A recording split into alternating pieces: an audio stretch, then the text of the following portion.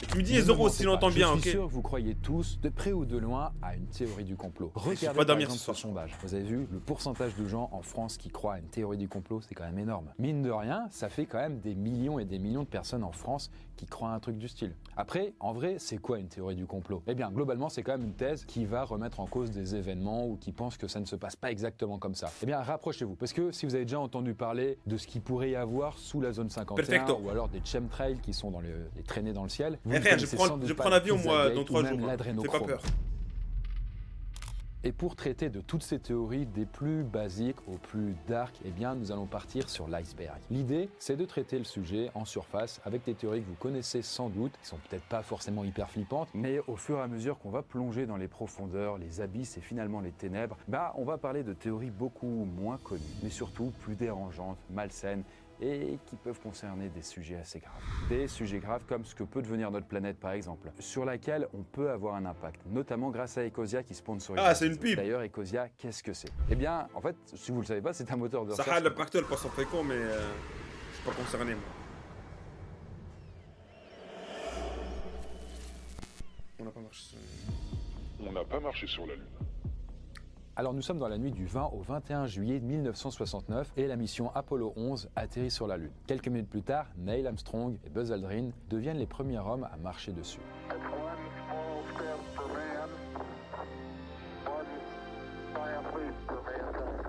Ouais, c'est Sauf quoi que l'argument? cette version très officielle, très pompeuse, ne plaît pas à tout le monde et rapidement elle est réfutée par les complotistes. En fait, l'idée commence à prendre de l'ampleur en 1974 avec un bouquin qui avance des arguments comme le fait que le drapeau des États-Unis flotte malgré l'absence d'atmosphère. Comment ça se fait? Il n'y a aucune étoile qui brille. Parce que quand on explique aux complotistes qu'il y a quand même des vidéos de cet alunissage, ils ont aussi un atout dans leur manche, Stanley Kubrick. Parce qu'en fait, en 68, ce réalisateur très célèbre sort 2001, l'Odyssée de l'espace, qui contient une scène d'alunissage. Et pour beaucoup, en fait, c'est plus réaliste que celle de la NASA l'année suivante. Et donc, à partir de là, il y a un petit raccourci qui est fait. La NASA a demandé à Stanley Kubrick de réaliser un film montrant Neil Armstrong et sa bande de joyeux lurons débarquer sur la Lune. Et tout ça aurait été filmé simplement en studio, avec un grand fond noir, ça tombe Imagine. bien comme le ciel lunaire. L'assassinat de JFK. Bon, ça, j'y crois pas trop.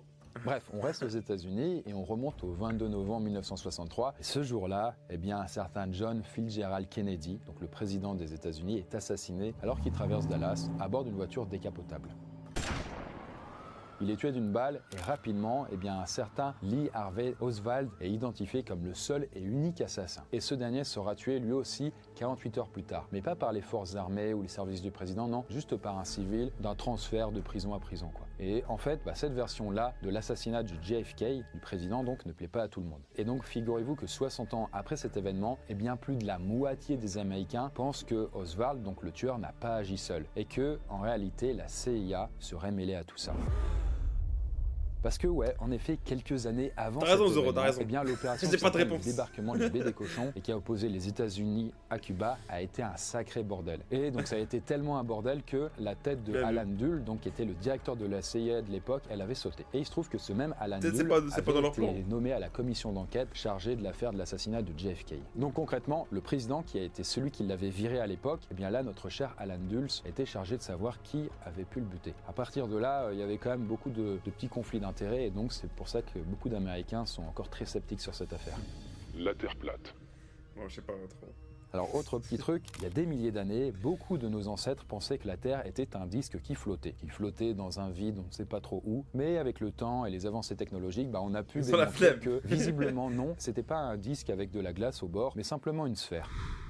Sauf que de nos jours encore, ce qu'on appelle les platistes sont très nombreux. On estime, en tout cas dans le monde, qu'il y en a au moins plusieurs dizaines. T'es un platiste, de toi, millions. Zoro, Et ou d'ailleurs, pas? l'un des plus grands défenseurs de cette théorie, c'est un certain Mike Hughes. Parce que lui, en fait, il y croyait tellement que la Terre était plate qu'il avait carrément construit une fusée pour prouver qu'elle était bien aussi plate qu'une crêpe. Et donc le but, c'était de faire monter sa fusée tellement haut, en fait, dans l'atmosphère, de sorte à voir qu'il n'y avait évidemment pas de courbure de la Terre. Et donc, il réussit à la construire, donc le gars est quand même plutôt balèze, et le 22 février 2020, il va donc s'envoler. Et comme vous pouvez le voir sur cette vidéo, puisqu'il a filmé, Alright. quelques secondes après le décollage, eh bien il se tue avec sa fusée.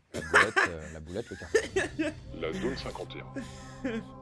Bon, des théories sur les aliens et la vie GG, extraterrestre, Mike il y en a des Hughes. dizaines ou même des centaines. Il y a quand même des théories du complot qui sont quand même bien ancrées, notamment autour d'une très mystérieuse zone au milieu du Nevada qui s'appelle la zone 51. Ouais, c'est se pour trouve ça aux que j'y États-Unis, crois pas, l'endroit a Zoro. été C'est par rapport au fragmenté Coran. en Moi, plein j'ai de demandé zones. Celle qui la nous dernière fois intéresse, à c'est la ChatGPT. 51. En fait, pour beaucoup, dans la Qu'est-ce que base dit qui le a été Coran par implantée rapport là-bas, à on stockerait la Terre plate? des ovnis, voire même des spécimens vivants d'extraterrestres, comme par exemple on a pu le voir dans le film Independence Day. Cet endroit pourrait donc peut-être être le point névralgique de tous les échanges entre la Terre et d'autres formes de vie, qu'on cacherait au grand public. Si ça vous intéresse, vous avez peut-être vu la vidéo du Grand JD où il s'était amusé à rester suffisamment de temps au bord de la zone 51 pour voir s'il repérait des trucs bizarres. Après, pour savoir ce qu'il avait découvert là-bas, il faudra évidemment voir sa vidéo.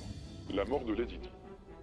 Après, je sais pas l'histoire des aliens, j'en sais rien, moi. En vrai, j'ai pas de point de vue. J'ai pas d'avis. Bon, si vous Je sais pas si ça existe pour de vrai, j'en sais rien. ignorez, en fait, le 31 août 1997, sous le pont de l'Alma à Paris, eh bien, a eu lieu un accident de voiture qui va marquer énormément de personnes. Et cet accident, c'est celui de Lady Diana, donc l'ex-princesse d'Angleterre, et qui était la mère de Harry et William. Madame, monsieur, bonjour. La princesse de Galles, Lady Di, est morte cette nuit à Paris dans un accident de voiture. Elle se trouvait avec son ami, le milliardaire saoudien Dodi Al-Fayed, mort lui aussi. Là, leur voiture, qui est poursuivie par des paparazzis et un motard de presse, eh bien, elle va faire une embardée et elle va s'écraser contre un pilier à plus de 100 km/h. Ce qui va tuer Dodi Al-Fayed et le chauffeur sur le moment, et ça coûtera la vie à Diana quelques heures plus tard. Elle est morte Ce comment? qui va tuer de presse, eh bien, elle va faire une embardée et elle va s'écraser contre un pilier à plus de 100 km/h. C'est quoi une embardée? Attends, je vois sur internet, je sais pas ce que c'est. Pour moi, ça existe pas. Ah, ok. Après, je sais pas, moi. En vrai, je sais pas. Je pense. Parce que j'ai demandé. Enfin, j'ai checké par rapport à ce que disait le Coran par rapport à ça aussi. Et j'ai oublié ce que c'était la réponse. C'était genre, il y a plein d'êtres. Plein d'organismes qui vivent parmi nous. Un truc du genre, j'ai oublié. J'ai pas envie de dire du n'importe quoi parce que c'est haram. Embardé, brusque changement de direction d'un bateau. Ah, ok. Ce qui va tuer Dodi Un Al-Fayed véhicule, et le quoi. chauffeur sur le moment, et ça coûtera la vie à Diana quelques heures plus tard. Bon, ça c'est une tragédie provoquée accidentellement et indirectement par la presse people. Sauf si c'était pas tout à fait ça.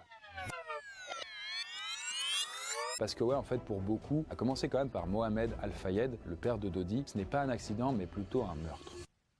En fait, pour lui, la famille royale est clairement concernée, tout comme le MI6, donc les services secrets anglais, qui n'auraient pas aimé que la relation entre Diana et Dodi soit si médiatisée. Et justement, cette théorie de Mohamed Al-Fayed, elle s'appuie notamment sur le témoignage d'un certain Richard Tomlinson, donc un ancien agent du MI6, qui affirmerait que les services secrets surveillaient Diana avant sa mort. Bref.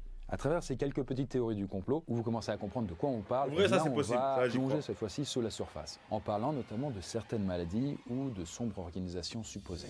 Si vous payez plus de 2500 € d'impôts par an, je vais vous expliquer en moins de 30 secondes comment ne plus payer d'impôts en les transformant en patrimoine paye zéro. immobilier.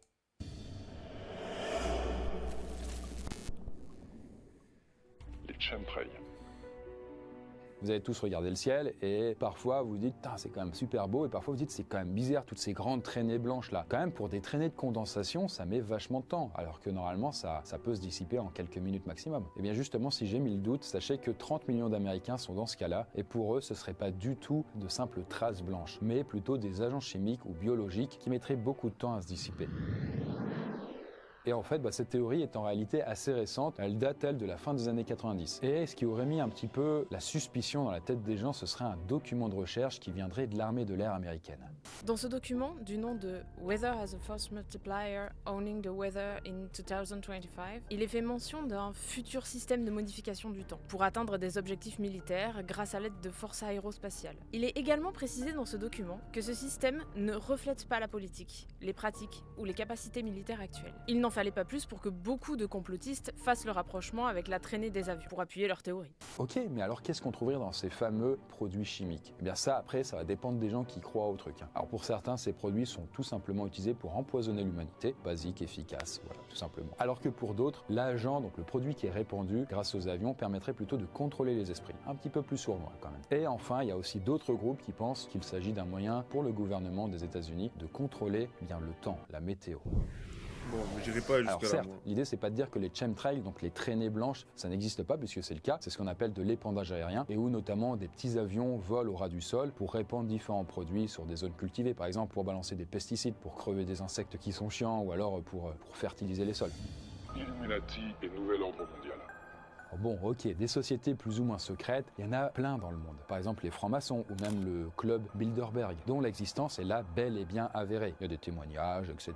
Ça existe, il n'y a aucun problème. Mais en parallèle, il y en a d'autres dont l'existence n'a jamais été prouvée, comme c'est le cas pour les Illuminati. En fait, à la fin du XVIIIe siècle, une société secrète allemande est créée, les Illuminés de Bavière. Mais ses membres finiront par être traqués et disparaîtront dans une dizaine d'années, après la création de la société. Enfin, en théorie. Parce qu'en fait, oui, pour beaucoup de conspirationnistes, les Illuminati sont toujours parmi nous et ils sont à l'origine du nouvel ordre mondial.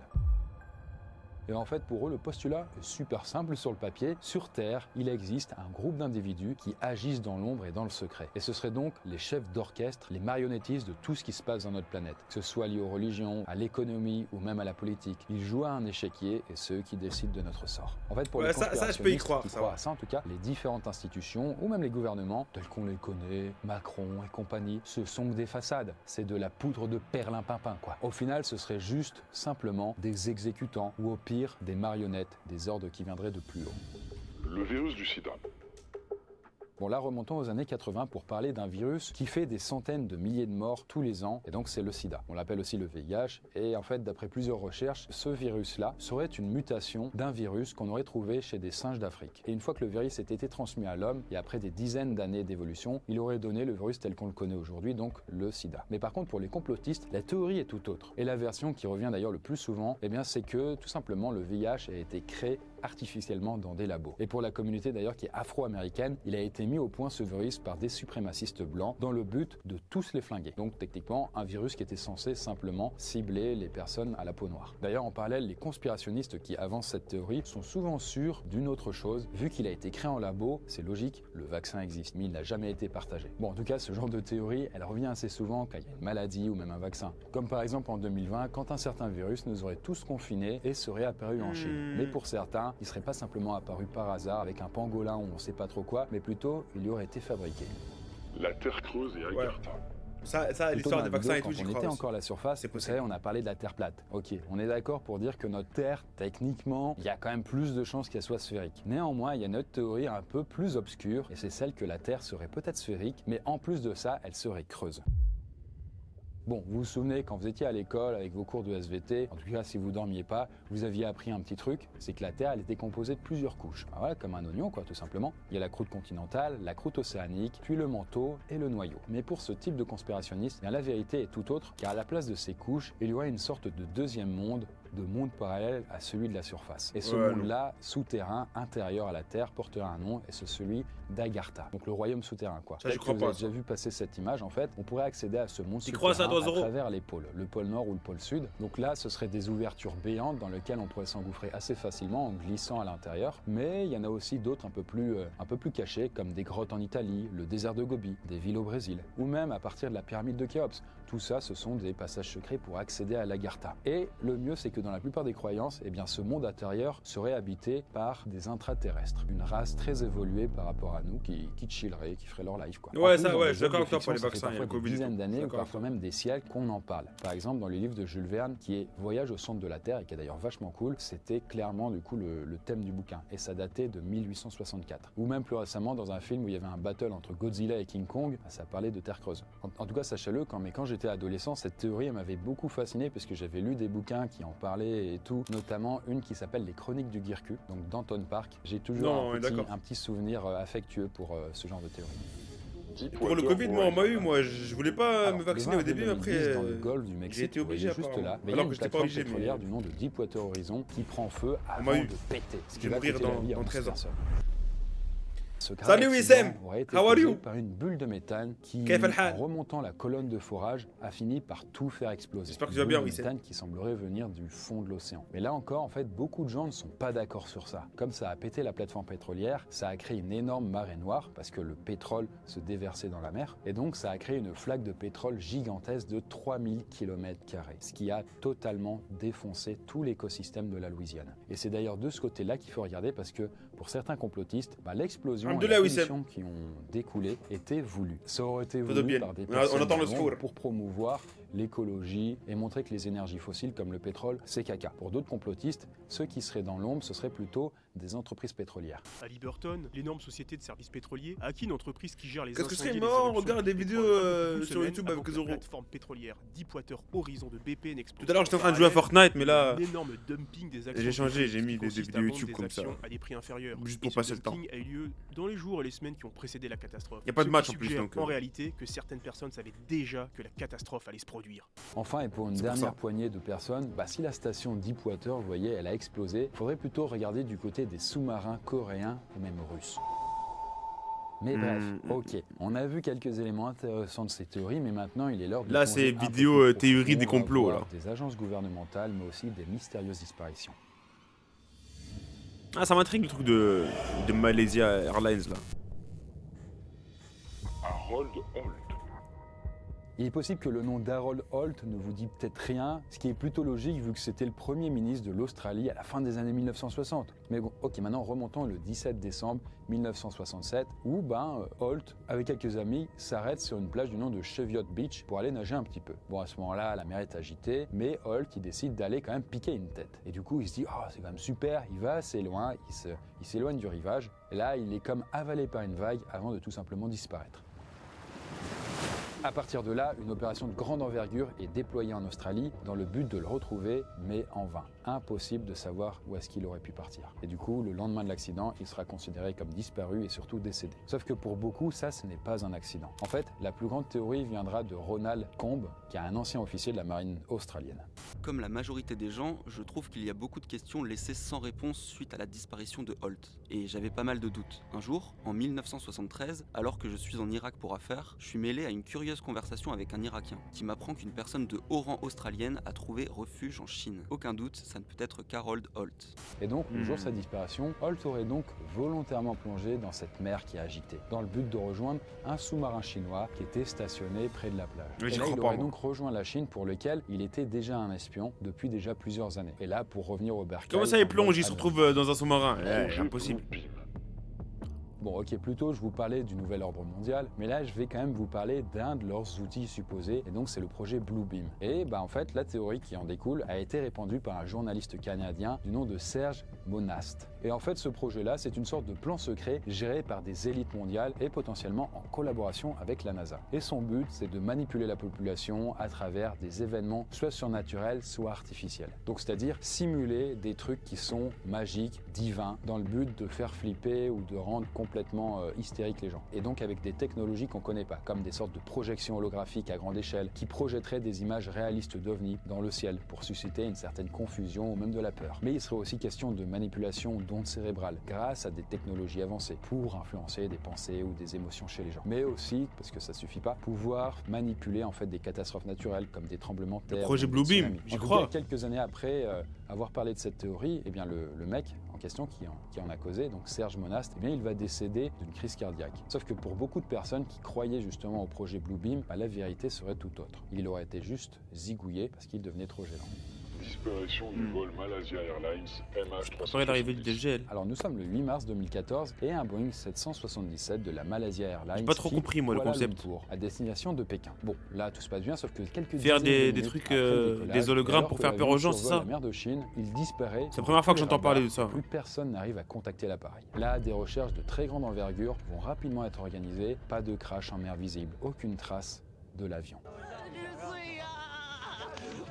Par contre, ça, je comprends pas. Comment un avion peut disparaître. Et les 239 personnes à bord du Boeing, dont 4 Français, disparaissent purement et simplement. En fait, à partir de ce moment-là, toutes sortes de théories vont commencer à circuler. Par exemple, le pilote aurait détourné le vol avant de se cracher volontairement en plein milieu de l'océan Indien. Et en parallèle, il y a un journaliste qui dit que la Russie pourrait être liée à cette disparition. Et donc, elle aurait alors détourné l'avion électroniquement pour le poser au Kazakhstan. Vous voyez, le Kazakhstan, c'est là quand même. En plus, c'est pas non plus tout à fait à côté. Et donc, il faudra attendre des mois, des années même, pour retrouver les tout premiers débris. Et après beaucoup de recherches j'ai et pas entendu, expertises, effectivement, on va dire, eh bien, c'est exactement, bien les ce qu'il avait débris dit. de l'avion zappé ça, alors. MH370. Et ces débris vont être retrouvés sur les côtes africaines. Pour les familles des victimes qui n'ont pas pu faire leur deuil, puisqu'il n'y avait pas de corps, il y a vraiment trop de pardon. Et un avion comme ça ne peut pas disparaître. C'est pas possible. C'est sûr qu'on nous cache quelque chose. Cette disparition, ce n'est pas un mystère, ce n'est pas une erreur de pilotage, c'est quelque chose qui a été fait consciemment. Il y a un certain nombre de gens qui nous cachent la vérité. J'ai fait tout ce que je pouvais pour faire éclater la vérité. J'ai passé beaucoup de temps à la chercher, mais j'ai fini par comprendre que je me battais contre des gens beaucoup plus forts que moi.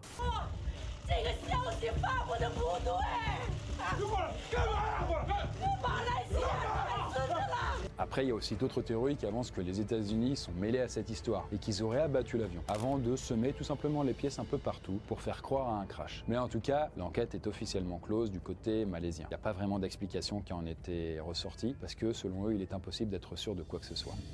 La CIA et le trafic de drogue.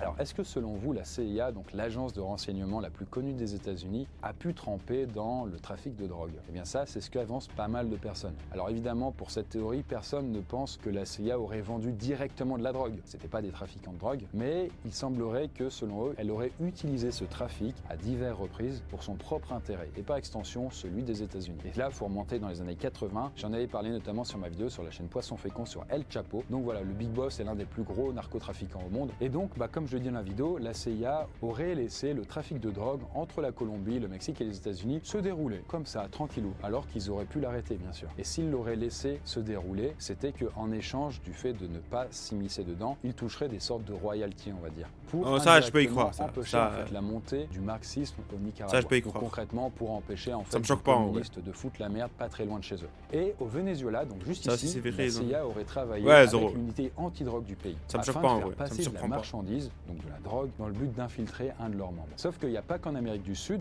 où il y a des histoires, parce qu'on pourrait aussi regarder du côté de l'Afghanistan. Parce que là-bas, la CIA aurait encouragé la production d'héroïne pour financer des opérations de sorte à empêcher la montée du communisme, qui, je le rappelle encore une fois, est l'ennemi juré des États-Unis. Et ça, ce ne sont que des exemples parmi tant d'autres. Et à l'origine de ces théories, il y a des historiens, des professeurs, des journalistes ou même des écrivains qui auraient bûché sur le sujet. Suite à ça, le gouvernement aurait mené des enquêtes pour en savoir un peu plus, mais il n'y a pas de quoi stopper les différentes théories.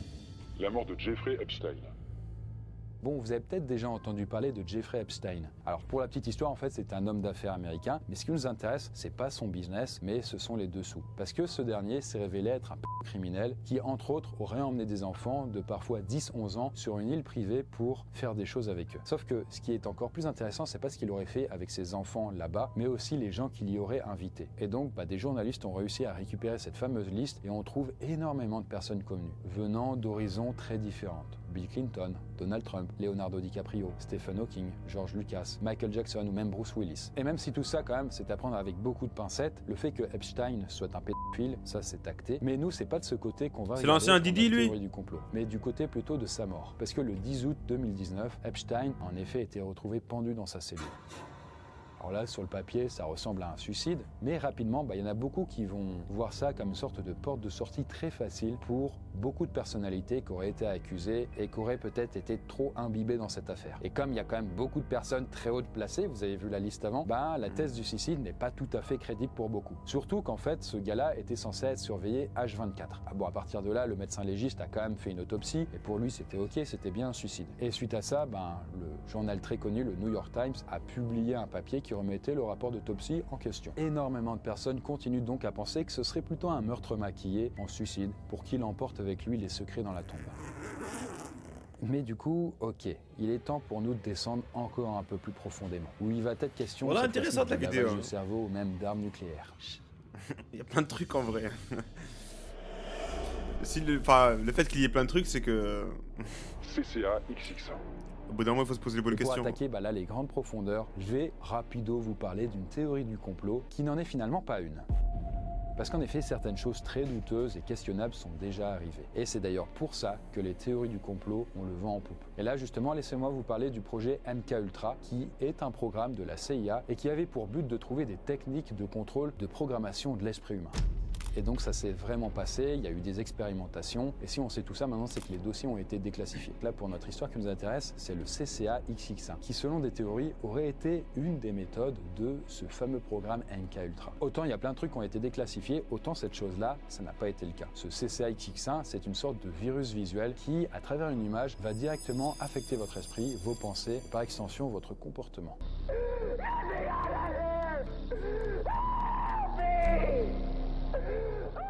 Et d'ailleurs, dans la même logique que les chemtrails qu'on a vus plus tôt, ce virus visuel serait bien évidemment propagé pour rendre l'humanité plus docile, et donc de pouvoir façonner les humains de la façon dont les élites ont envie qu'ils soient, des moutons, trucs comme ça quoi. Ce qui fait d'ailleurs sens puisque c'était exactement l'objectif de ce programme-là, qui était officiel. Et en fait, quand divers documents du projet MKUltra ont été révélés, il a été clairement établi qu'il y avait eu des tests effectués sur des humains à travers différentes substances. Et ces substances, elles avaient différents buts. Par exemple, favoriser la confusion ou l'impulsivité, altérer les capacités mentales ou la perception, provoquer de l'amnésie, créer des hallucinations visuelles ou auditives, notamment avec plein de techniques différentes. Ils avaient testé de l'hypnose, des psychédéliques, des drogues et compagnie.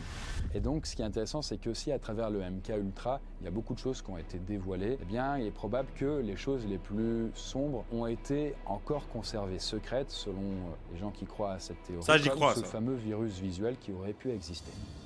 Mars is a warning. Celle qu'on appelle la planète rouge, elle a cette couleur à cause de l'oxyde de fer qui recouvre son sol. Voilà, ça c'est la raison scientifique. Mais selon certaines personnes, Mars serait peut-être rouge à cause de nous, les humains. Pour eux, on aurait peut-être flingué cette planète quand on habitait encore là-bas avant de nous réfugier sur Terre. Mars n'est Ouais, pas ça, naturellement rouge. Vous voulez savoir ce qui peut amener une planète à devenir rouge et à changer après Ça, j'y quelques crois millions pas du d'années? tout. Si suffisamment d'armes nucléaires explosent sur une planète, la première chose qui se produirait serait un hiver nucléaire qui peut durer de 100 à 1000 ans selon les quantités de cendres présentes dans l'atmosphère. Une fois que toutes les ressources naturelles ont été épuisées par l'hiver nucléaire, la planète devient rouge à cause de la poussière. Ouais, je suis Ma d'accord, théorie, Zoro, nous venons n'importe de quoi. Mars, après avoir épuisé toutes ses ressources naturelles et l'avoir détruite avec des bombes nucléaires. Bref, une théorie du complot un peu lunaire. Tu les connais Mais toi, Zoro, les- Alors, pour rester sur le thème, à savoir Mars et les bombes théories. nucléaires, est-ce que vous connaissez Salut, la Alan, petite idée comment qu'a eu estás? Elon Musk? Comme vous le savez, Todo bien, moi, je vais le très très bien, gars, j'espère que tu donc, vas bien qui a quand aussi. même fondé SpaceX, qui envoie des fusées, machin, etc. Lui, son rêve, c'est de coloniser Mars. Mais l'un des problèmes, c'est que sur Mars, il fait beaucoup plus froid que sur Terre. Pour rappel, la température de surface de Mars, en moyenne, c'est moins 63 degrés, alors que la Terre, c'est 15 degrés. Bon, c'est pas le seul problème. Mais en tout cas, une idée qu'avait avancé Musk pour réchauffer l'atmosphère, c'était de tout simplement larguer des bombes thermonucléaires au pôle pour essayer de faire fondre la glace qui s'y trouvait et donc, par effet un peu cascade, créer un effet de serre qui fait que ça pourrait réchauffer la planète. Glande pinéale. Bon, on va faire une petite parenthèse là sur le corps humain. On l'a pas trop exploré pour l'instant dans cet iceberg. Est-ce que vous savez ce que c'est la glande pinéale? En fait, c'est Non. une petite glande présente dans notre cerveau et qui sécrète de la mélatonine, qui est aussi connue sous le nom de l'hormone du sommeil. Alors, en gros, si vous sécrétez pas la mélatonine, vous J'ai allez regardé pas des dormir. commentaires d'un Et gars, en mais fait, je il faut savoir que dessus. Ah ouais, cette Zoro! petite glande qui se trouve quasiment au centre de notre cerveau, elle fascine l'humanité depuis maintenant très longtemps. Et dès le XVIIe siècle, en fait, pour Descartes, la glande pinéale servait de point Il de est contact français entre ou notre âme autre? immatérielle et le corps physique, donc bien réel.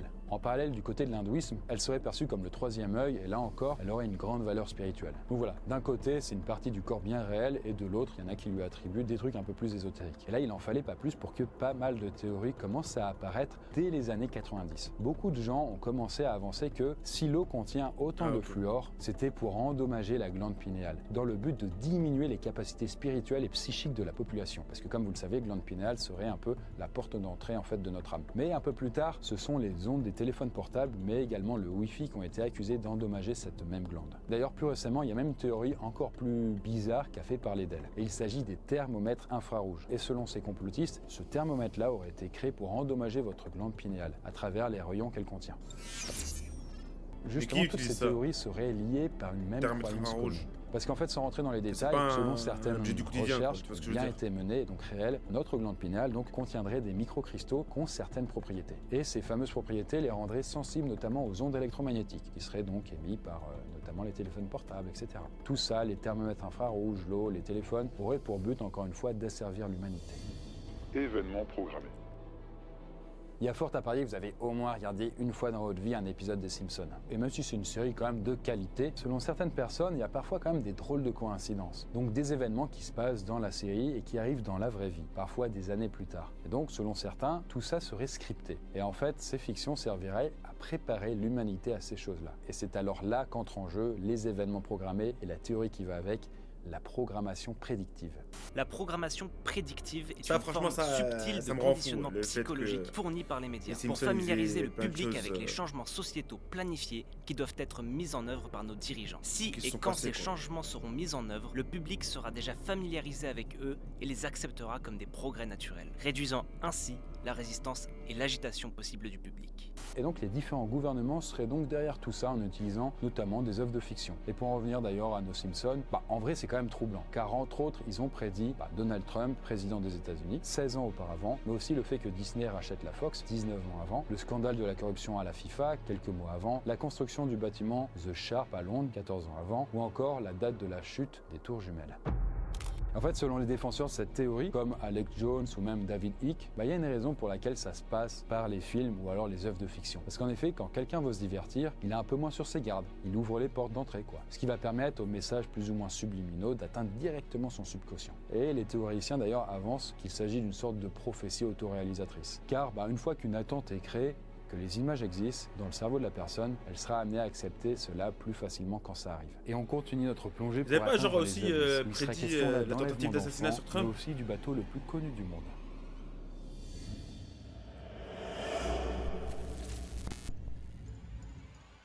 Titanic. Bon, quoi de mieux pour parler du niveau des abysses dans un iceberg que le Titanic? Là, on est dans la nuit du 14 au 15 avril 1912, alors que le bateau, avec ses fameuses 4 cheminées, c'est quoi la théorie qui va sortir du Titanic en vrai? L'Europe et les États-Unis, où il va là heurter un iceberg. Ce qui va alors le faire couler en moins de 3 heures et provoquer la mort d'environ 1500 personnes. Et si tout ça n'avait pas été simplement un accident? Assassinat! Si ça avait été prémédité? Si le Titanic avait volontairement heurté un iceberg pour servir les intérêts d'un homme? Eh bien ça, c'est ce que pensent pas mal de complotistes. Parce que vous avez peut-être déjà entendu parler de John Pierpont Morgan, plus connu sous le nom de JP Morgan. Et d'ailleurs, il a donné le nom à l'une des banques les plus célèbres du monde, la JP Morgan. Et à l'époque, le mec, il milite pour la création de la Réserve fédérale des États-Unis. Donc voilà, une grande banque, quoi. Suite à plusieurs crises financières qui étaient un peu chiantes. Et en plus de ça, d'autres hommes très riches de l'époque auraient été opposés à ce projet. Donc des hommes très fortunés, très riches et avec beaucoup d'influence. Et surtout des hommes qui étaient tous à bord du Titanic ce soir-là. Et ce qui est quand même bien, parce que s'il disparaissait, ce serait donc quand même une sacrée épine dans le pied que le gars se serait retiré. D'ailleurs, cette théorie est aussi pas mal appuyée sur le fait que JP Morgan lui-même devait être à bord du Titanic, avant de finalement changer d'avis et de ne pas embarquer. Une autre théorie avance que ce n'est pas le Titanic qui repose au fond de l'océan, mais un de ses bateaux jumeaux, possédés par la même compagnie, et donc le nom de ce bateau c'était l'Olympique. Parce qu'il se trouve qu'en 1911, un an avant le naufrage du Titanic, l'Olympique, donc son jumeau, se fait percuter par un croiseur de la Royal Navy. Là, il est dans un sale état et il y a pas mal de réparations à faire. Vu que les réparations coûtent la peau du cul, certains complotistes accusent la compagnie qui possède le Titanic et compagnie d'avoir échangé les deux bateaux pour faire couler délibérément le navire, histoire d'encaisser en même temps tout l'argent des assurances. Mais le petit souci là-dedans, c'est que même si les navires se ressemblent beaucoup, il y a en vrai quand même pas mal de différences. C'est pas non plus des purs jumeaux. Et surtout, l'Olympique, il a été pris en photo à New York, le jour où le Titanic a quitté l'Angleterre. Sauf que pour les conspirationnistes, ce n'est pas une preuve suffisante et ça aurait pu être aussi trafiqué. Les enlèvements. Je sais pas, j'y crois à l'histoire de... Vous connaissez sans doute la Comic-Con, c'est quand même mais le je pense que c'est quand même le Titanic dessiné le plus connu au monde, qui a coulé, où quoi. des Pas petits et l'Olympique. des grands artistes se pressent chaque année, Rothschilds où ont gagné dans énormément de une- public viennent évidemment. Donc il y a des stands de comics, des j'y conférences, crois, des j'y crois, présentations de cette films histoire ou de séries, des défilés de cosplay, il y d'assassinat. en a vraiment pour tous les goûts. Et si ce salon Il y a moyen, cachait en vrai. quelque chose qui touche une partie bien plus spécifique de son audience, qui sont les enfants. Parce que selon une théorie du complot, les organisations se serviraient de la Comic-Con pour choisir des enfants et les enlever. En fait, les cibles en question sont des enfants qui ont un QI très élevé, en plus d'avoir des capacités uniques ou des talents qui sortent de l'ordinaire. Et en fait, suite à ces enlèvements, les gosses en question seraient intégrés à des sortes de programmes clandestins qui exploitent leurs capacités dans un but secret. Parce qu'en fait, cette théorie, elle a commencé à émerger à la fin des années 90, sur des forums internet dédiés aux comics. Parce qu'en fait, plusieurs personnes affirment avoir vu des individus à la recherche d'enfants. Wesh. Ça prend alors rapidement de l'ampleur, J'ai car envie de il y a dormir, pas mal moi. d'utilisateurs qui ont commencé à dire qu'ils avaient observé des choses bizarres, allant dans le sens de cette théorie. D'ailleurs, par la suite, on a carrément eu le droit à des personnes qui affirment avoir été victimes de ce système de recrutement un peu forcé. En fait, sur Reddit, certains utilisateurs avancent même que les organisateurs de la Comic-Con sont au courant de cette pratique, mais qu'ils recevraient une petite enveloppe pour fermer les yeux, quoi. Après, c'est pas non plus un secret. Il y a effectivement des gens qui s'appellent des chasseurs de talents qui se rendent à cette conférence, ainsi que dans d'autres conférences, justement pour trouver des talents inexploités. Et là, leur but à eux, ce serait juste de dénicher des petites pépites pour leur proposer après un job, soit lié au fait d'être scénariste, ou alors dessinateur, des trucs comme ça. Ok, mais est-ce que ce serait pas juste la face visible de l'iceberg, ces chasseurs de talents, qui cacheraient des choses beaucoup plus sombres? Eh bien ça, c'est ce que pensent les gens qui croient à ça. Tuerie de l'école primaire Sandy Hook. Alors aux États-Unis, les fusillades dans les établissements scolaires sont malheureusement un sport national. Et même si ça touche en majorité les lycées et les universités, les écoles primaires, avec les enfants bien plus petits, sont aussi atteintes. Et ça, c'est ce qui est par exemple tragiquement arrivé dans l'école primaire de Sandy Hook, dans la ville de Newtown, vous voyez juste là, le 14 décembre 2012. Et ce jour-là, Adam Lanza, 20 ans, s'équipe de plusieurs armes qui se trouvent à son domicile. Il se trouve que comme sa mère est une survivaliste, ils sont quand même bien équipés dans tous les sens du terme, notamment en armes. Et avant de quitter son domicile, Adam va commencer par un petit meurtre en tuant sa mère, avant de se diriger vers l'école primaire Sandy Hook. Là, arrivé sur place, et malgré un système de sécurité, il pénètre dans le bâtiment et il abat froidement 6 enseignantes et membres du personnel de l'école. Mais surtout, et comble de l'horreur, il va tuer 20 enfants âgés de 6 à 7 ans, avant de se donner la mort d'une balle dans la tête. Je comprendrai jamais les personnes comme ça, vraiment. Faites de super économies pendant les ventes flash de printemps Amazon. Jusqu'à lundi. I will never understand. Les protéines sont Je vais voir c'est quoi l'histoire de complot derrière cette histoire, mais en tout cas... riches en protéines de haute qualité. Et c'est clairement l'une des fusillades les plus graves et les plus tragiques de l'histoire des États-Unis, qui a rapidement soulevé des théories du complot. Et là-dedans, la chose qui revient le plus souvent, c'est que ce serait une mise en scène géante à un exercice grandeur nature qui aurait été orchestré tout simplement par le gouvernement Obama, dans le but de mettre en place un contrôle des armes. Dans le sens où les gens trouveraient ça horrible, suffisamment horrible pour les aider à mettre des lois qui vont encadrer ça. Et l'un des hommes qui soutient le plus cette théorie, c'est Alex Jones, dont on avait déjà parlé plus tôt, avec l'explosion de la plateforme pétrolière. Mon intuition me dit qu'avec le timing et tout ce qui s'est passé, c'est une mise en scène. Plusieurs mois avant cet événement, j'avais prévenu qu'il fallait se préparer à des fusillades de masse, et comme par magie, ça arrive. On doit envoyer des enquêteurs privés à Sandy Hook tout de suite, parce que je vous le dis, ça pue au plus haut point. Il n'y a qu'à regarder du côté des interviews données par les parents. Hors caméra, ils rigolent entre eux, et dès qu'ils passent devant les objectifs, leur visage change complètement et ils se mettent à pleurer. Je parle pas d'un cas isolé, mais de plusieurs d'entre eux. J'ai regardé les images et ça ressemble vraiment à un exercice. Mais en parallèle, il y a deux hommes, James Fetzer et Mike Palecek, qui ont carrément écrit un bouquin. Bon, à partir de là, les parents des victimes ont décidé d'attaquer les différents conspirationnistes pour diffamation, comme si le fait de faire le deuil de leurs enfants n'était pas assez compliqué. Et donc, l'un des auteurs du bouquin et Alex Jones ont été condamnés à verser des centaines de milliers de dollars pour l'un et des millions de dollars pour l'autre. Ça les a un peu calmés peut-être. D'ailleurs, encore aujourd'hui, plus de 10 ans après cette horreur, il y a encore beaucoup de complotistes qui croient encore à un coup monté. Ils sont où du coup les enfants? Ils ont pas dit ils sont où les enfants, les complotistes? Et en fait, cette théorie-là, elle nous vient d'un certain Robert David Seal. C'est quoi ça? Qui serait... Et en fait, cette théorie-là... Esclave de... Les enfants esclaves de Mars. Et en fait, cette théorie-là, elle nous vient d'un certain Robert David Seal, qui serait un ex-agent de la CIA. Nous pensons qu'il existe une colonie sur Mars peuplée d'enfants qui ont été kidnappés et envoyés dans l'espace pour un voyage de 20 ans. Une fois arrivés sur Mars, ils n'ont d'autre choix que de devenir les esclaves de la colonie martienne. En fait, pour lui, ces enfants ont été envoyés sur la planète rouge pendant plus de 2 décennies, entre les années 80 et 90. Et cette théorie a surtout été avancée quelques jours après que Curiosity, donc le robot qui a atterri sur Mars, a envoyé des images donc de la planète et que bien évidemment le monde entier, notamment les complotistes, ont épluché. Et sur les photos que vous voyez justement, rapidement, il y en a qui ont pensé que ces trucs-là ressemblaient pas mal à des ossements. C'était pas la première fois que des vidéos, même des photos viennent de Curiosity. En vérité, ce n'est pas des ossements, selon en tout cas ce que disent les scientifiques, mais néanmoins, il en fallait pas plus à la communauté des complotistes. Parce que d'ailleurs, d'après eux, plus de 90% des missions qui sont menées par la NASA seraient secrètes, et le fait qu'ils envoient des gens, plus particulièrement des enfants sur Mars, est donc tout à fait possible. Mais le problème, c'est que cette théorie a pris tellement d'ampleur et tellement rapidement que la NASA a dû faire un communiqué pour dire évidemment que tout ça, c'était pas vrai.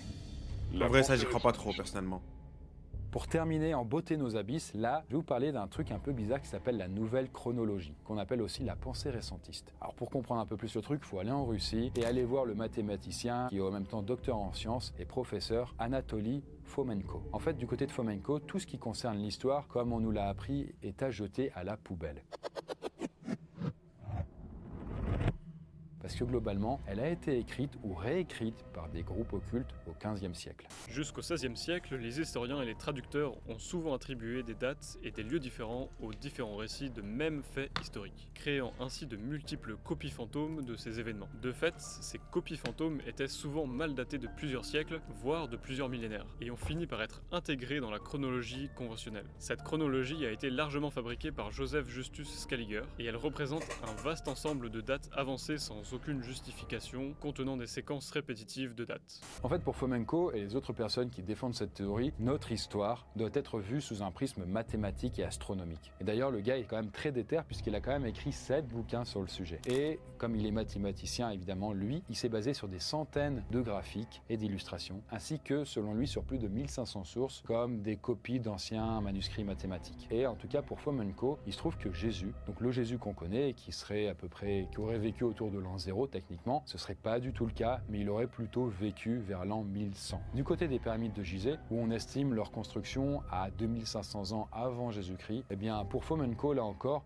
il faudrait remonter plutôt aux années 1400, elles auraient été construites plutôt par des colons russes. Alors bon, si à partir de là c'est compliqué de savoir combien de personnes croient réellement à cette théorie, on est loin d'une simple poignée d'amateurs. Parmi les défenseurs et les croyants de ce qu'on appelle la nouvelle chronologie, on retrouve entre autres un certain Garry Kasparov. Et si ça vous dit rien, eh bien, c'était le meilleur joueur d'échecs au monde, avant d'être battu par Big Blue, donc une intelligence artificielle. Et maintenant, glissons dans le fond du fond avec les ténèbres, où nous allons parler de meurtres, de choses sordides qui sont arrivées à des enfants, pas tout de vrai, une deuxième humanité.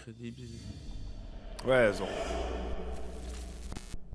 Je crois pas trop à ce qu'il vient de dire, la pensée récentiste. Alors bienvenue dans les ténèbres. Si vous passez beaucoup de temps sur TikTok, vous avez sans doute entendu parler de Brian Laundrie et de Gabby Petito. C'était au début des années 2020. En fait, c'était un couple d'influenceurs qui avaient pour habitude de parcourir les États-Unis en van et de partager leur quotidien. Et en 2021, le couple part dans un road trip à travers les USA en partageant logiquement leur parcours. Cependant, ce voyage ne va pas se passer aussi bien que prévu, car il y aura des coups et des violences entre les deux. Et ça va d'ailleurs faire l'objet d'une rencontre avec la police. Comme l'impose la loi aux États-Unis, tout ça a été filmé, donc on a la date précise et les preuves pour ça. Et donc là, il y a quand même une discussion qui a duré plus d'1 heure. Et au cours de ce long échange, Gabby avoue avoir giflé Brian, parce que lui, il l'avait menacé de l'abandonner sur le bord de la route. Mais surtout, elle précise qu'il a été violent avec elle. He just grabbed you? Yeah. Did he hit you though? I mean, it's okay if you're saying you hit him, and then I understand if he hit you, but we want to know the truth if he actually hit you. I guess, yeah, but I hit him first. Where did he hit you? Don't worry, just be honest. He grabbed my face, just like this. He didn't hit me in the face, he didn't punch me in the face or anything. Did he slap your face or what?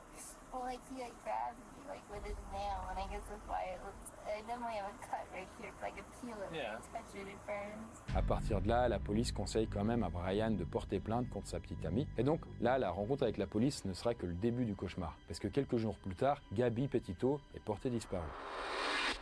Et plus d'1 mois après cette disparition inquiétante, le corps de la jeune femme sera retrouvé et après l'autopsie, on conclut qu'il s'agit d'un homicide et qu'elle a été étranglée quelques jours après la rencontre avec la police. Évidemment, là, le premier suspect, c'est Brian, qui entre-temps vient de rentrer chez ses parents avant de vite se volatiliser pour de bon. À partir de là, il est en cavale, on ne sait pas où il est, mais sa mère tente de lui écrire. Et là, la lettre, c'est celle-là. Si tu es en prison, je te ferai un gâteau. Si tu dois te débarrasser d'un corps, j'arriverai avec une pelle et des sacs poubelles. Je veux juste que tu te souviennes que je t'aimerai toujours et que je sais que tu m'aimeras toujours. Tu es mon garçon. Rien ne peut ou ne pourra jamais nous séparer. Peu importe ce que nous faisons, où nous allons ou ce que nous disons, nous nous aimerons toujours. Là, plusieurs mois vont alors se passer jusqu'à ce qu'on arrive au 21 janvier 2022, où Brian Laundrie est retrouvé mort après s'être suicidé. Et à côté de lui, il y a un carnet avec des notes à l'intérieur. Je pensais lui apporter la miséricorde. Je pensais que c'était ce qu'elle voulait. Je vois maintenant toutes les erreurs que j'ai commises. J'ai paniqué, j'étais choqué. Mais à partir du moment où j'ai décidé de lui enlever sa douleur, j'ai su que je ne pouvais pas continuer sans elle. Donc là, clairement, une sordide affaire, un fait divers assez atroce qui se termine avec la mort de Brian Laundrie, sauf si, bien entendu, il était encore en vie. Parce que rapidement, il y a une théorie qui va enflammer Internet, et si les restes retrouvés n'étaient pas ceux de Brian, mais ceux de son frère jumeau, qui serait lui décédé quelques années plus tôt. Parce qu'en fait, depuis le début de l'enquête, cette histoire de jumeaux est présente, sans jamais savoir si c'est vraiment le cas. Parce que officiellement, on ne lui reconnaît qu'une seule sœur. Mais pour les enquêteurs du web, tout ce que racontent les médias et surtout la famille de Brian est donc probablement faux. Et ils dissimulent la vérité pour protéger leur fils, sachant que comme on l'avait vu avec la lettre de la mère, elle semblait plutôt prête à tout. Et donc au cours de l'affaire, plusieurs sosies de Brian ont été arrêtés à différents endroits du pays, ce qui pourrait renforcer la théorie d'un autre. Mais le truc c'est que les parents de Gabi, de son ex, semblent aussi croire à cette hypothèse. Et d'ailleurs le père l'a même déclaré lors d'une émission de télé, devant des millions de personnes. Je pense qu'il est dehors à se cacher quelque part parce que c'est un lâche. Je pourrais utiliser d'autres mots, mais je peux pas les utiliser dans votre émission. Tous ceux qui ont vécu dans cette maison sont des lâches. Ils ne savent pas comment se défendre pour leurs actions. Et si le FBI a pourtant assuré, grâce aux empreintes dentaires, que c'était bien le corps de Brian qui a été retrouvé, ça ne suffit pas à calmer tout le monde. Pizzagate. Je sais pas en vrai. Alors depuis que la politique existe, il y a toujours eu des rumeurs et des tentatives de déstabilisation dans le but de décrédibiliser un adversaire. Voilà, ça fait partie du jeu politique, machin, bon c'est des échecs quoi. Mais là, l'histoire dont je vais vous parler prend des proportions beaucoup plus graves. Bon, vous connaissez peut-être le Wikileaks, hein, donc vous savez, cette organisation qui publie des documents classifiés, qui souvent vont faire un peu tache d'huile, qui vont éclabousser des gens publics parce qu'il y a des choses illégales dans lesquels ils étaient mêlés. Et en 2016, quelques semaines avant l'élection présidentielle américaine, vous savez, il y avait Hillary Clinton contre Donald Trump, et c'est Trump qui avait gagné, il y a une salve de mails qui ont été révélés au grand public, dont les mails d'un certain John Podesta, qui est tout simplement le directeur de campagne de Hillary Clinton. Et en parallèle de ça, il faut savoir que Hillary Clinton, elle fait l'objet d'une enquête liée à de la pornographie, car elle serait rattachée plus ou moins directement à des choses assez sombres. À partir de là, les communautés notamment de 4chan ou de Reddit vont éplucher tous les mails de son directeur de campagne une fois ces derniers révélés. Et là, rapidement et en remontant à des années, les internautes trouvent qu'il existe déjà des soupçons de pédophilie sur John Podesta. Et que son frère, Tony, a également des passions spéciales. Quand j'entends spécial, c'est-à-dire que c'est des œuvres d'art avec beaucoup d'enfants dedans, quoi. Et à partir de là, une pizzeria bien précise est vite identifiée, le Comet à Washington, qui là encore cristallise beaucoup de questions, car son proprio serait aussi soupçonné de choses illégales. Dans les mails de John Podesta, on retrouve différentes commandes à base de hot dog, de pâtes ou encore de pizza. Mais il y a surtout de très fortes chances que ce soit des noms de code, pour des choses n'ayant aucun rapport avec de la nourriture. En vrac, il y aurait par exemple pizza égale fille, fromage égale petite fille, pâte petit garçon, glace prostituée au masculin, noix personne de couleur, carte, semence, sauce, orgie. De fait, des mails comme celui-ci peuvent donc avoir un sens totalement différent. Les choses vont ensuite dégénérer car plusieurs défenseurs de cette théorie vont directement se rendre dans la pizzeria pour notamment menacer le proprio et les employés, pour essayer de les faire avouer quoi. Et là, début décembre 2016, un homme, Edgar Welch, va carrément pénétrer dans la pizzeria avec un fusil d'assaut. Il va ensuite menacer un employé et ouvrir le feu sans blesser personne, quoi. La police va l'arrêter et il va alors expliquer qu'il était venu enquêter lui-même pour sauver les enfants qui étaient retenus en esclaves sexuels. Là, beaucoup de défenseurs de cette théorie mettent en avant le fait que Bill Clinton puisse être aussi mêlé à tout ça. En plus, lui, il avait été président des États-Unis avant. Sachant que quand même, Bill Clinton était quand même assez proche de Jeffrey Epstein, le fameux criminel qui avait une île où tout est lié en fait. Des stars à faire. Et surtout, Bill Clinton lui-même est accusé depuis assez longtemps de plusieurs agressions sexuelles qu'il a toujours toutes refutées d'ailleurs. Donc bref, existe-t-il vraiment? C'est exactement ça, Zoro en plus. Ouais, j'allais te dire en plus. Un réseau de ce type avec une pizzeria en guise de couverture. Est-ce que certains éléments sortis de leur contexte sont quand même véridiques? Et est-ce que si toute cette affaire ne l'avait pas saucé, Hillary Clinton aurait pu gagner les élections américaines? Évidemment, aujourd'hui, il y a encore beaucoup de suspense sur tout ça, et tous les services de police aux États-Unis ont démenti qu'une telle chose puisse exister. Adrénochrome. Je sais plus qui croire en vrai. Là, restons dans la thématique des enfants et de le très glauque, puisque il faut que je vous parle de l'adrénochrome, qui est un composé issu de l'oxydation de l'adrénaline. Et donc, dans les années 50 et 60, des chercheurs et des psychiatres ont tenté de démontrer les effets hallucinogènes de cette substance. Mais ça n'a rien donné. Et pour notre théorie du complot à nous, il faut dans un premier temps se pencher du côté de la fiction, et précisément dans le roman Las Vegas Parano d'Hunter Thompson. En fait, dans son bouquin, l'auteur parle de l'adrénochrome, qui est une substance qui est extraite de la glande surrénale d'un sujet encore vivant. Ce qui en fait alors quelque chose de très rare et très intense. Et là, il en fallait pas plus pour que les complotistes mettent ça dans la vie réelle. Et là, pour eux, le postulat est simple, les élites mondiales gèrent un vaste réseau de trafic d'enfants, dans le but de drainer leur sang et de récolter l'adrénochrome, qui va leur permettre de rester jeunes. Et là, le lien avec Pizzagate qu'on a vu juste avant, c'est un peu les mêmes conspirationnistes qui sont derrière ça. Et là, si les premiers messages concernant cette théorie remontent au début des années 2010... Tu crois ça à Zoro, l'histoire d'adrénochrome? C'est vers 2020 que c'est revenu sur le devant de la scène. Revenons-en au début de la pandémie pour observer des choses vraiment étonnantes. Vous vous souvenez quand toutes les célébrités ont posté des photos et des vidéos d'elles-mêmes depuis leur domicile et qu'elles n'avaient pas du tout leur apparence habituelle? La raison est simple, vu qu'elles ne pouvaient plus se procurer d'adrénochrome, le naturel est revenu au galop.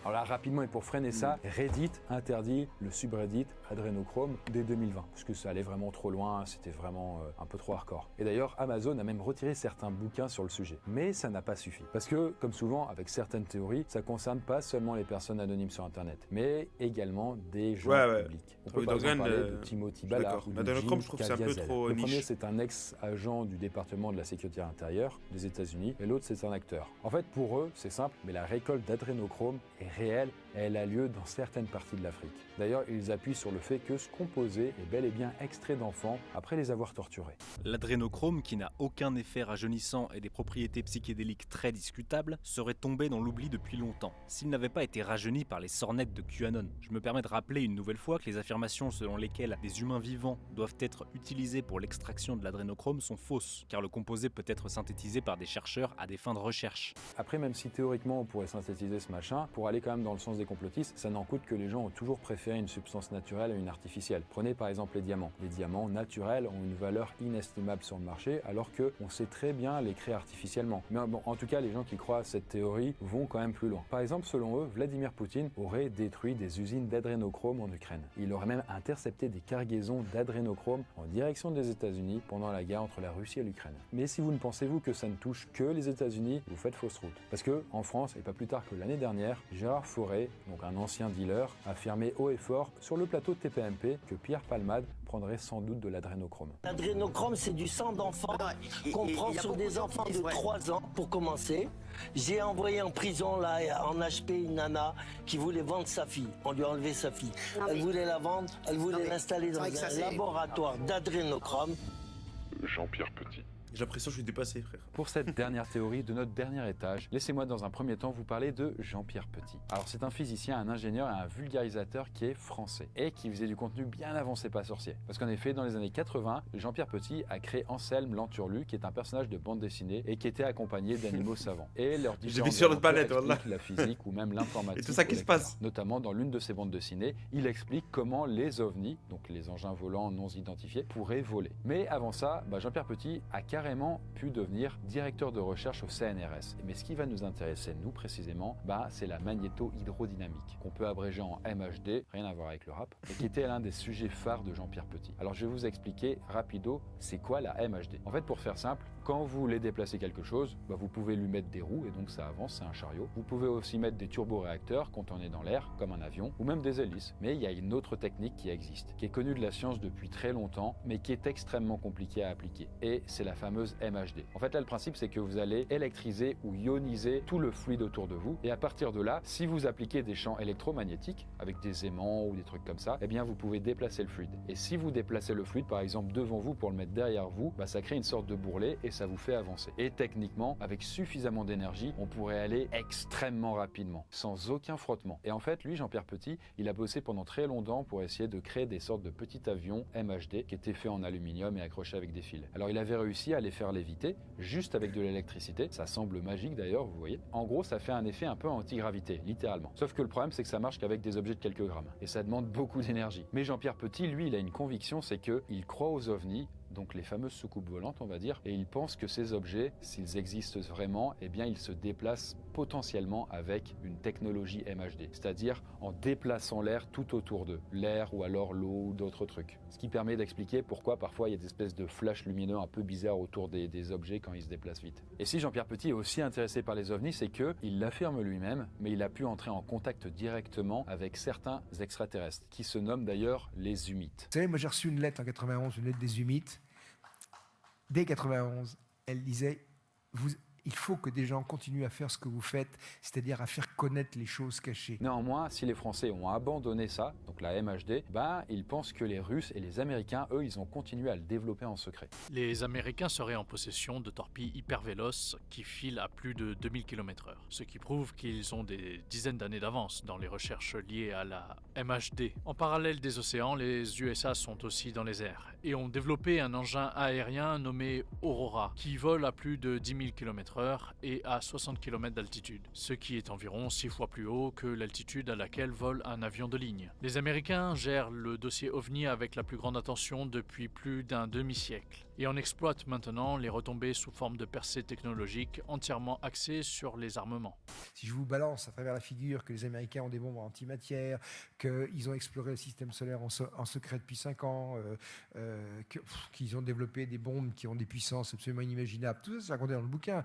C'est à peine croyable, quoi. Jean-Pierre Petit ne s'arrête pas aux technologies humaines. Il est énormément intéressé par le sujet extraterrestre. Il a d'ailleurs écrit plusieurs bouquins sur le sujet. Comme je l'avais dit avant, la MHD, c'est pour expliquer comment les ovnis se déplacent dans l'air. Et là, dans ces dernières années, il s'est mis à développer une nouvelle façon de concevoir l'univers lui-même. Donc, comment l'univers s'est formé, comment l'univers existe. Oui, il se tape des kiffs. C'est ce qu'il appelle la théorie Janus. Et selon lui, il existerait 2 univers. Notre univers et un univers qui serait caché, par lequel on pourrait accéder sous certaines conditions. Donc, c'est ce qu'il appelle, lui, l'univers jumeau. Et s'il a réussi à développer cette idée d'univers jumeau, c'est notamment grâce à ses nombreuses conversations avec ces fameux humides, donc les extraterrestres avec qui il était en contact, et qui expliquaient, eux, que, eh bien du coup, ils étaient capables d'aller beaucoup plus vite que la lumière en faisant glisser leurs propres vaisseaux, leurs propres ovnis directement dans l'univers jumeau, et là, en se déplaçant extrêmement rapidement, puisque la vitesse de la lumière était beaucoup plus rapide dans cet univers-là. Cependant, selon Jean-Pierre Petit, cet univers jumeau-là n'abriterait pas la vie. Ce serait simplement une sorte d'univers un peu mort. Mais bon, en tout cas, en restant simplement dans notre univers, au fur et à mesure de ces rencontres, Jean-Pierre Petit a une conviction, et c'est que, alors déjà nous ne sommes pas seuls du coup dans notre univers, mais aussi l'humanité telle qu'on la connaît a été scindée en 2 groupes. On a notre propre humanité là qui vit globalement dans l'ignorance, et on a une deuxième humanité qui vivrait très loin de la Terre et qui aurait des capacités en fait technologiques extrêmement avancées, notamment grâce à toutes les technologies que les États-Unis ou autres ont pu développer, qui maîtrisent par exemple le voyage interstellaire et qui seraient en contact assez étroit avec des races extraterrestres avancées. Bref, ces êtres humains en fait qui auraient pu faire partie de cette deuxième humanité auraient été recrutés sur Terre à un âge peut-être relativement jeune et que certains organismes auraient pu repérer grâce à leur QI exceptionnel ou leur capacité hors normes dans beaucoup de domaines. Donc on prend le fleuron de l'humanité et hop, on la balance dans les étoiles. Bref, pour Jean-Pierre Petit, c'est une évidence que les gouvernements, surtout celui des États-Unis, dissimulent beaucoup de choses. Les gouvernements nous cachent-ils des choses importantes concernant le dossier OVNI? La réponse est oui. Certains gouvernements ont-ils l'intime conviction que les OVNIs sont des machines d'origine extraterrestre? Même réponse. Les Américains ont-ils récupéré des épaves d'OVNI à la fin des années 40? Réponse positive. Il s'agissait d'une navette hypersonique. Des recherches ultra secrètes ont-elles été engagées dans certains pays directement liées au dossier OVNI? Oui, aux USA et en URSS. Juste que les Russes ont dû abandonner faute de moyens. Ce qui est intéressant avec lui, c'est que justement, il a une base vraiment très scientifique et qu'il a été souvent respecté dans le domaine, peut-être pas par sa hiérarchie, mais par beaucoup de personnes. Eh bien, voilà pour ce nouvel iceberg. J'espère vraiment qu'il vous a plu. N'hésitez pas à me dire ce que vous en avez pensé. C'est quoi les... Bon, petit récap. Les trucs auxquels je crois. Ça, non. Ça, mort de Lady Di, ouais, je peux y croire. Zone 51, je sais pas. Assassinat, ouais, je peux y croire. On n'a pas marché sur la Lune. En vrai, ton argument est pas mal, Zoro. Donc, en vrai, je sais pas trop, la vérité. Ça, ouais, mais j'irai pas, comment dire, au point où il est parti, lui. Truc de... Je sais pas, il avait dit un truc par rapport à ça. Il avait donné 3 options, quoi. Mais je crois à la première. Deuxième, troisième, non. Sida, virus, ça, j'y crois. Ça, ouais. C'est quoi ça? Non, ça, non, pas du tout. J'y crois pas. La Terre, la vie... la Terre, dans la Terre, là, j'y crois pas. Il m'a dit, ouais. Deepwater, c'est quoi? J'ai oublié ça. What was this? J'ai oublié. Harold Holt, j'y crois pas. L'histoire du sous-marin, je sais pas quoi, là. Non. CIA, j'y crois. Jeffrey Epstein, j'y crois. Projet Bluebeam. Si j'ai bien compris, l'histoire des hologrammes, là, bon, je sais pas trop quoi en penser, au vrai. Disparition du vol, ça, j'y crois. Glande pinéale, ça, j'ai pas compris. Mars is a warning, ça, j'y crois. Les histoires de Mars, j'y crois pas trop. CCAXX1, c'était quoi ça déjà? Un truc de contrôle, ça, j'y crois un peu, mais j'ai oublié ce que c'était exactement. Je crois que c'était genre, ça contrôle les gens. Ça, je peux y croire. Événement programmé, ça, bon. Je sais pas quoi en penser parce qu'en fait, je suis un peu intrigué par l'histoire des Simpsons, je comprends pas. Je vois pas l'intérêt en vrai. J'ai compris ce qu'il a dit par rapport à ça, l'intérêt et tout. Mais ça, je crois pas du tout. Pensée récentiste. Enfant esclave, ça, non. Titanic, j'y crois. Sandy Hook, je sais pas trop. J'ai pas eu de réponse par rapport à la disparition des enfants. Ils sont partis où du coup s'il les a pas tués? Les enlèvements de la Comic Con, ça.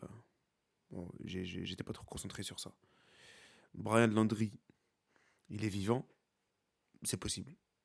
Pizzagate, ça j'y crois. Adrenochrome. Ouais, je peux y croire, ouais. Et deuxième humanité, j'y crois pas. J'ai pensé un truc par rapport à Agartha. Vas-y Zoro, je t'écoute. En tout cas, muy bien la vidéo, poisson fécond. Je te mets un like. Ok, ah, c'est vrai, bien vu. Ouais, bien vu, bien vu. Après, pourquoi ils ont donné le nom Agartha? Bon, c'est un détail, mais bon. Mais ouais, du coup, t'as raison, hein. Franchement, j'aime bien tes contre-arguments directs. Ça passe pas à côté. Bon, ça fait réfléchir, Roda. Mais comme je t'ai dit, j'ai l'impression que je suis dépassé.